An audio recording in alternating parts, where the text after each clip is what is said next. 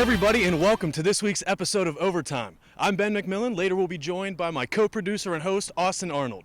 Now, the city of Kent may have been a winter wonderland for the past week, but the men's basketball team has been nothing but en fuego on the court. Let's take a look at how their last week went.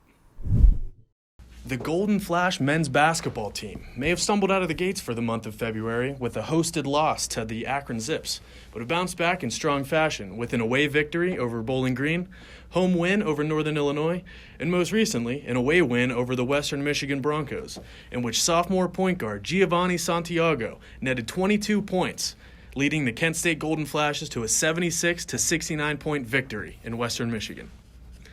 With only 5 games standing between the Golden Flashes and the end-of-season MAC tournament to crown a champion, they start off this final stretch of games in a Saturday matchup hosting the Eastern Michigan Eagles. The Eagles currently find themselves in 11th place in the MAC, but have shown glimmers of hope throughout the season, including an early January victory over the second-place Akron Zips. Now, the key for Kent State's offense for this game has to be spreading the ball around. As early in the season, they were relying a lot on the scoring of Danny Pippen, but each game as the season progresses, you're seeing more and more players reach double digits on a consistent basis. From men's basketball to women's basketball, hello everybody. I'm co-host and co-producer Austin Arnold with you here on this beautiful Overtime show. So yes, while the men's team stayed hot on the court, the women's basketball team is still trying to regain their footing. Let's see how they did this past week, and let's take a preview of their upcoming schedule moving forward.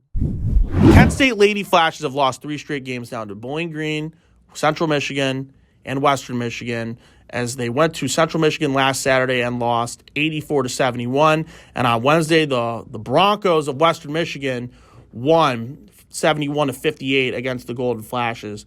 The Golden Flashes sit at 8th in the conference, and that is the last spot you can get for the MAC tournament. So the Kent State Golden Flashes are going to have to kick it into high gear to find a way to get into the tournament. And that all starts on Saturdays. They have a doubleheader against Northern Illinois in DeKalb, Illinois, where the first game on Saturday will start at 2 p.m. on ESPN+, and on Sunday is the second game of that doubleheader, as they will play at 2 p.m. yet again on ESPN3. Kent State Lady Flashes have to secure wins to try and keep themselves in the MAC hunt for the tournament. Basketball being the only sport on campus this week? Please. Let's take a look at what else is going on around Kent State athletics. Believe me when I say Kent State brings more athletics to the table than just great basketball. Taking a look at the Golden Flashes volleyball team, they're off to an awesome start of 6-0, but ran into a tough rival in the Eastern Michigan Eagles this past Monday evening. In the heavy-hitting matchup, the Flashes forced a 5th game but came up just short in the thriller.